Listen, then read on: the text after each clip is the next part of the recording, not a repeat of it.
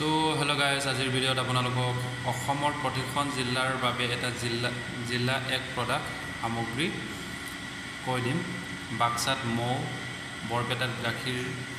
বিশ্বনাথ চাৰিআলিত আলু হয়, বঙাইগাঁৱত আলু লিখা আছে হালদি হ'ব, কাছাৰ আনাৰস, চৰাইদেউত চাউল, কোমল চাউল, চিৰাঙত নেমু, দৰঙত সৰিয়হ সামগ্ৰী, ধেমাজিত সৰিয়হ সামগ্ৰী,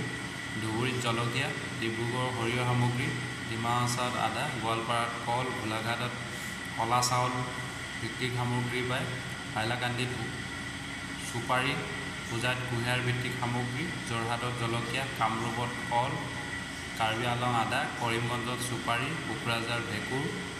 মছৰুম বুলি কয় যিটো, লখিমপুৰত গাহৰি, মাজুলীত সৰিয়হৰ তেল, মৰিগাঁৱত মাটিমাহৰ সামগ্ৰী, নগাঁৱত আচাৰ, নলবাৰীত চাউল,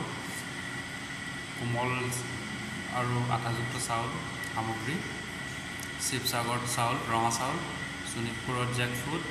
দক্ষিণ শালমৰাত কাজুনাট প্ৰক্ৰিয়াকৰণ, তিনিচুকীয়াত চাইট্ৰাছ প্ৰডাক্ট, ওদালগুৰিত আলু হয়, পশ্চিম কাৰ্বি আংলঙত আদা। চ' ইয়াত টোটেল 33খন ডিষ্ট্ৰিক্টৰ কি প্ৰডাক্ট হয় এইবোৰ কৈ দিয়া আছে।